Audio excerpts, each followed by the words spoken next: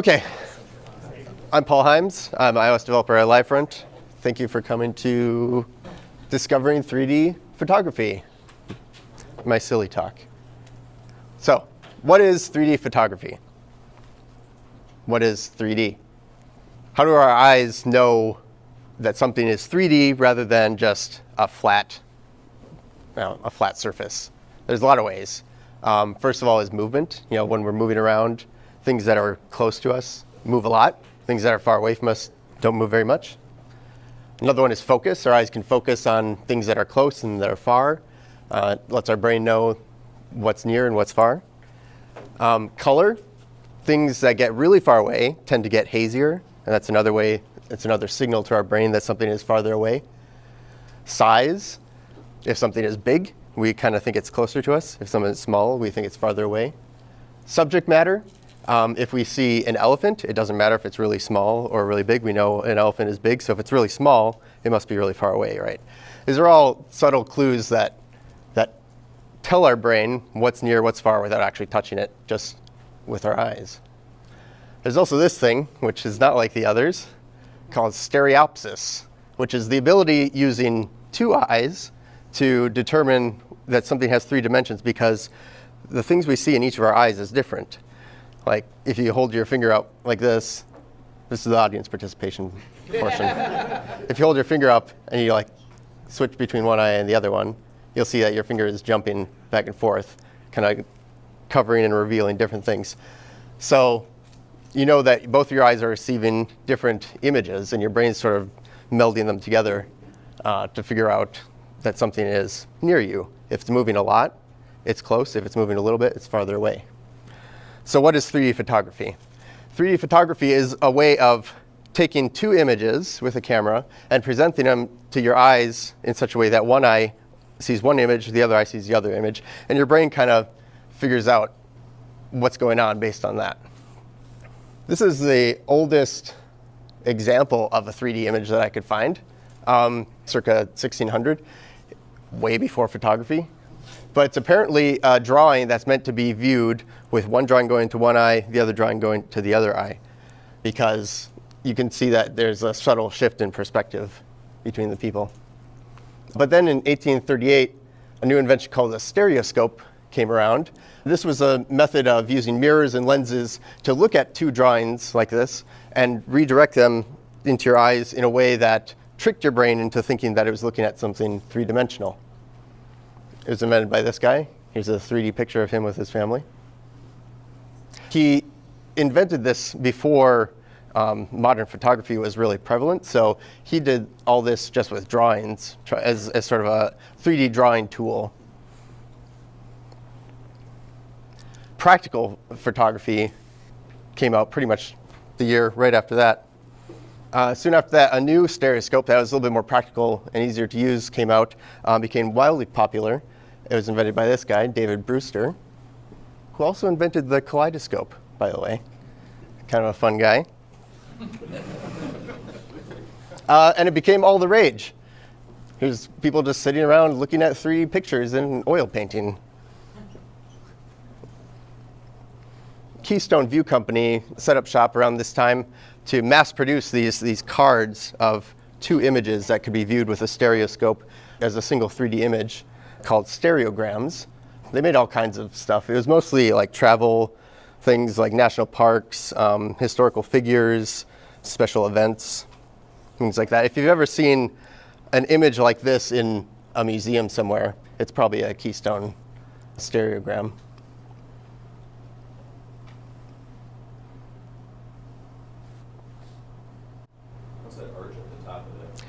I'm not sure why they do that. It's in the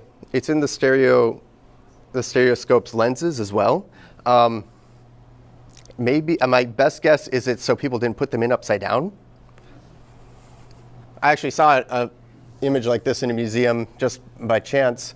They didn't label it as 3D or anything like that. I don't think they even knew what it was.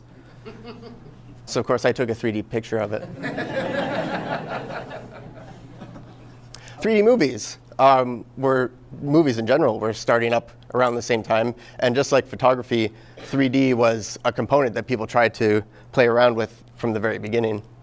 Starting out with anaglyph, which is what you can see here. You probably recognize this, the red and blue glasses. It's a way of projecting two images that have gone through a color filter that react with the glasses, so each eye gets its own image, and then your brain merges them together.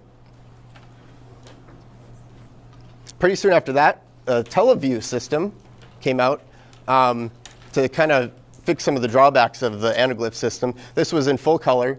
It was projecting like alternating images for left and right eye, like really fast every frame. And at each seat was this machine that you look through that had a spinning shutter that would go through it, and it would block out each of your eyes in perfect synchronization with the projector to make a 3D image. Pretty soon after that, polarization. So this was sort of the best of both worlds. It didn't have the coloring problem, and it didn't have the expensive machine. It just had these kind of cheap plastic glasses. This is exactly the same as the real D glasses that you've probably gone to a theater with today. And this has been the dominant movie 3D technology since the 30s. Here's a fun stereoscope that came out pretty soon after that. It's the exact same concept. You're looking through here at a card. You have a different image presented to each eye. The difference here was this was printed on transparent film instead of cards, so it could be a lot brighter and nicer to look at. Do a big jump forward to a new novel device. The Nintendo 3DS used a particular type of screen that didn't require 3D glasses to view. It used something really tricky called a parallax barrier. Remember, we were holding up our fingers looking like this before. That's exactly what this is. It's a lot of fingers in front of the screen, and when you close one eye and open up the other one, they shift and reveal a different image behind them. Then the newest kid on the block, virtual reality. Exactly the same concept. Again, you're looking through lenses at a device that's presenting different images to each eye. The main difference here is that you can control the image now with your motion by turning around and walking around. But they're all based on this concept of two images, and one has to be shown to one eye and the other has to be shown to the other eye. Okay, so how can you view 3D pictures today? The first method is kind of fun, but it's a little tricky, called Freeviewing. So this is a way to view 3D images without any equipment. You can just have the two images right in front of you and somehow make them look 3D. If you've ever seen something like this, you probably know where this is going. This is a magic eye image that you probably saw in the 90s. You kind of like squint at it, like cross your eyes, maybe look through it, and you might see a 3D image in that thing. But it's the exact same concept with free viewing of stereograms. So on the left is you looking top down, the way you would normally look at a picture. Your eyes both look at the same spot on the picture. With the parallel viewing method, you have to sort of trick your brain into looking at the different images and also focus on them at the same time. And you sort of do that by holding the card in front of you, letting your eyes relax and look really far into the distance, as far as you can through the image. And if you do it well enough or practice enough, your eyes will sort of like diverge away from the center point until your left eye is looking at the left image, your right eye is looking at the right image, and then you can kind of focus on it and a 3D image will appear in between those two. This works really well for small 3D images that are really close to you. It does take practice and can cause some eye strain if you do it too much. Here's another variant of this called the crossed eye method. Similar thing, except instead of looking past the card, you're sort of looking at an imaginary point somewhere between your face and the card, pretty close to your nose. What people say to do for this is you sort of like put your finger on the image and like bring it closer to you and watch your finger, and eventually at some point, hopefully, a little 3D image of the two cards will appear floating in air above the tip of your finger. That method can also be used for really large images and really far away. But for both of these methods, if you do it right, this is kind of an approximation of what you should see happen. The two images that are right there will sort of drift apart as you lose focus on them, and a third image will appear in the middle. That's a merging of the two into a 3D image. Now, when you're doing this and you're just learning, or if you're just exploring new images that you haven't looked at before, you might be wondering to yourself, why is this image inside out? This is supposed to be a picture of a ball, but what I'm actually seeing is like a dent in the image. All that means is the two images that you're looking at are in the wrong position for the method that you're using. If you're crossing your eyes, the right one has to be on the left and the left one has to be on the right. If you're looking past them, left is on the left and right is on the right. You can switch to the other method, or you can try to switch the images around to fix that. So that was Freeviewing. The next method is using a stereoscope, like they did back in the day. This is a little bit easier. It's comfortable to use. You don't have to cross your eyes or lose focus or anything like that. The lenses take care of pretty much everything. They direct your vision directly at the card. This is nice because it's relaxing and it has really good clarity, really good color, but it does require that you have some stereoscopes to look through. So one thing you could do is look on eBay for an antique stereoscope. It's kind of a lot. He doesn't say the condition, but I think it's used. Another nice stereoscope is the Owl Viewer from London's stereoscopic company, londonstereo.com. It's pretty much the exact same concept as the old-fashioned viewers. It has two lenses. You can drop a card in there and go nuts. I got this one off of Amazon, which is really nice. You just sort of hold it up to your face and you can like adjust it and bring the image into focus that way. I have a couple here that we can try out afterwards if we still have any time. This is a really cool one too, also from Amazon. It's a periscopic viewer that uses mirrors. So you look through the eye holes, there's mirrors that split your focus to the side and then more mirrors that split them forward again. So now you just have like really wide eyes that are looking at the two images. So it sort of pushes them both together in front of you into a 3D image. And of course you can do anaglyph. You really just need software for this. You could try using like filters and projection and stuff like that. But there's many software programs that can do this on pretty much every platform. It will tint the images for the left and right eye and merge them together. And you can even control like where they cross, which controls how sticky out the 3D is, like going forward and back. For this presentation, I used an iOS app called Camera 3D Pro, which is super complicated, but does lots of cool 3D stuff. It's clearly made by someone who loves 3D photography. This is another thing it does. You can take the two images and make a wobble animation. So this isn't the same kind of 3D that we've been looking at so far, but it is really nice because it allows people who maybe can't see 3D with the other methods. Maybe they only have the use of one eye, or they have another medical condition that doesn't let them use stereopsis to determine depth. It's actually like between 6 and 10% of people that have a lot of difficulty seeing 3D images in that way. So this is a nice alternative. Also requires software. There's these glasses that we saw before, polarized, active shutter. This is the modern version of the spinny wheel thing. Mostly you'll see these in theaters or on 3D TVs at home. And then there's virtual reality again. It's the newest option. It's still early days, but it's improving really quickly. The benefits are it's really easy to view. The color is really great. The drawbacks are, well, you have to have a big thing on your head. It's a little expensive, and the resolution isn't as good as just looking through regular lenses at print or high-resolution screens. This is an app that I use with the Oculus Quest. It's sort of a general-purpose media player app, but it has really good support for viewing stereoscopic images, both photos and video, in sort of like a fake movie theater. You have to convert your images and videos into one of two formats for a lot of this type of software. It's really designed for watching like Hollywood 3D movies. So you can take the images and do over-under format, where you put the left on the top, right on the bottom, and stretch them out. That cuts down on the vertical resolution of the image to makes it a little bit fuzzier that way. Or you can do side by side, Whichever you choose is kind of your preference. They don't have huge quality differences. It kind of depends on your source material. So we know how to view them. Why should we make 3D pictures? One is realism. It's kind of hard to explain here what it's like actually viewing them in 3D, but it just feels like you're really there.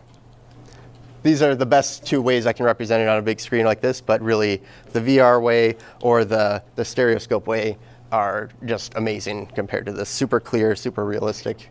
You can see how big is that mountain on Mars? How far away is it?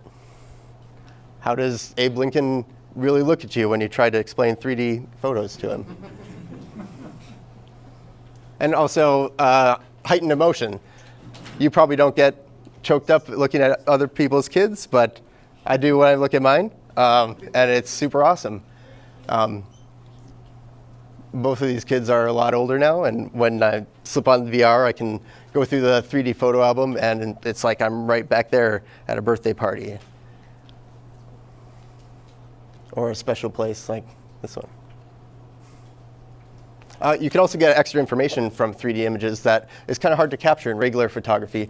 This forest scene is pretty nice, but I often get frustrated on walks or hikes trying to take pictures of the forest. I don't really get a sense of depth, like how big is this? Is it a steep incline, or it kind of just gets all flattened into a mess of trees and leaves.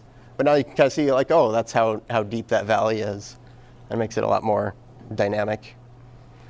These glass bowls, they look pretty good by themselves, but in 3D you can really see how deep and how wide they are. You can notice that the bowl is actually mostly translucent. You can see through to the other side, as you can see it moving behind itself. And they're just fun. The main reason to do 3D photography is it's just really fun. Okay, so how do you capture 3D pictures? There's a few techniques. Depends on what equipment you have, what you're taking pictures of. The simplest one, I think, is single camera, 2 pictures. So you sort of line up on where you're going to take a picture of. You lean this way, you click, you lean that way, you click again. Now you have 2 images of the same thing that you can later combine into a stereogram or one of these other formats. When you're doing this, it works best to use your whole body, and so you don't like get off center or shake. What you really don't want is any rotation or any vertical movement. It's supposed to be just a smooth sideways slide between the images. One thing that's helpful on any kind of camera, but I do it on my phone, is to set it into burst mode, so I can just hold down on the button and just slide. I don't have to worry about like tapping the button a bunch of times and figuring out when to do it. That also gives you the benefit of a lot of images that you can later combine and experiment to see which 2 look the best together.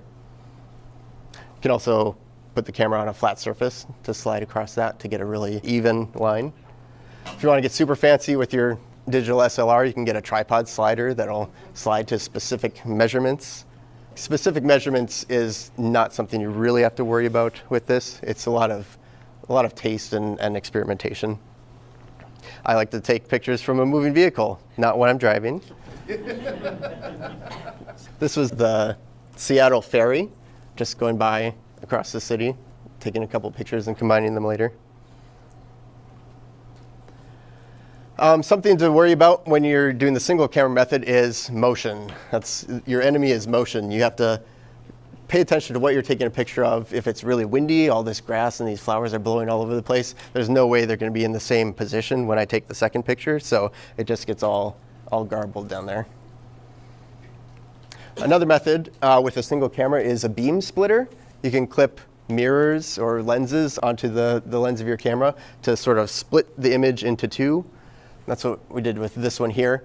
It's really nice. It lets you take pictures of faster moving subjects. You can even shoot video this way, but you do lose resolution. You're sort of splitting the image into 2 halves, and each one is only half the normal resolution. You can get a fancy lens for your digital SLR. This one is like $3,000 for some reason. I don't know, because only 2 people are going to buy it, maybe. This is a fun technique I saw online. You just sort of hold a mirror next to your camera. So now it looks like 2 cameras now, right? So, and it is. It's taking 2 images from slightly different angles, and you can combine them later into a 3D image. Next technique is dual camera. So now you have 2 cameras, and you're going to take a picture at the same time. So you don't have to worry about things moving in between or anything like that. You do have to worry about having the exact same camera, or at least close enough that you can't tell the difference. So either two of the same camera, same lens, same phone, and try to take them at the same time. A big issue with this is synchronization. You have to take it at exactly the same time. Otherwise, the things are going to move in between and it won't look great. Especially for video, you really need to have them within a couple frames of each other. Otherwise, any motion is going to destroy the 3D effect. For your tripod, you can get a slider to mount two cameras. My wife made this. It's actually very handy for holding two phones side by side and taking pictures at the same time. This is my preferred method for two phones. I actually shoot more 3D content and videos this way than almost anything else. It's just easy. They are a little bit different distances from the subject, but like I said, that doesn't really matter. It's not an exact science. Even if you're slightly tilted one side or the other, it's not going to make a big difference. Burst mode, again, is something to try if you're going to press the button on two cameras at the same time. If you don't have like a synced up remote or something, put them both in burst mode, and then you're going to have lots of options to play with later if they get out of sync a little bit. If you're working in video, it's even nicer. You have all the frames to work with, and you can just step through frame by frame and kind of nudge them to line them up to make sure they start at exactly the same spot. I don't have a film clacker, so I like to clap my hands at the beginning of the video so everybody knows when it started.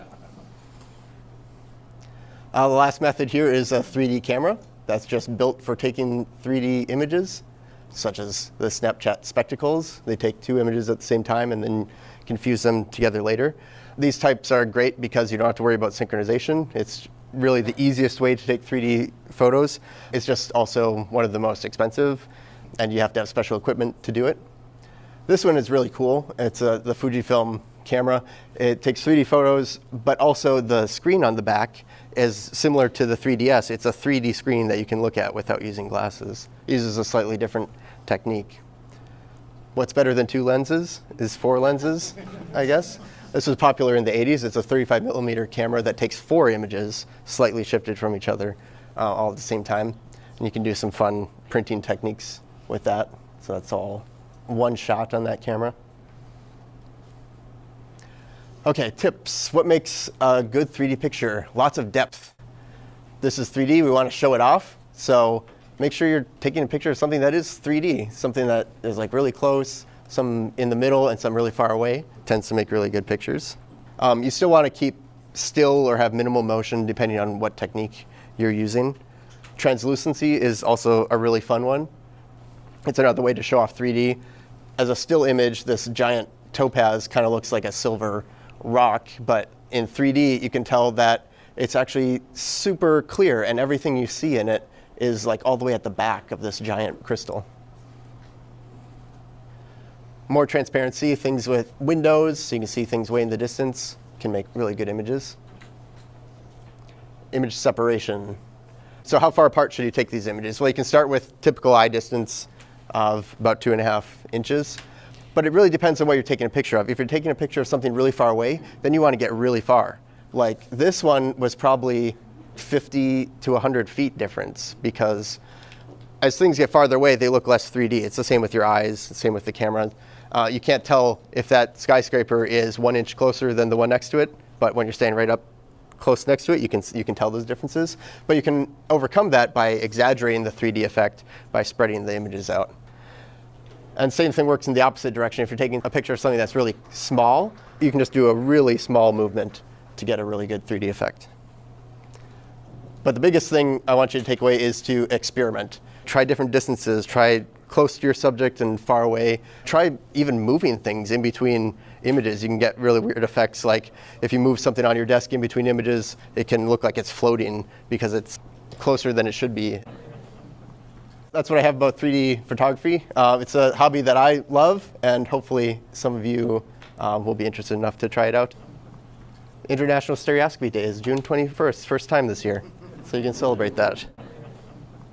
Thank you very much. I have some examples up here that you can look with stereoscopes if you want.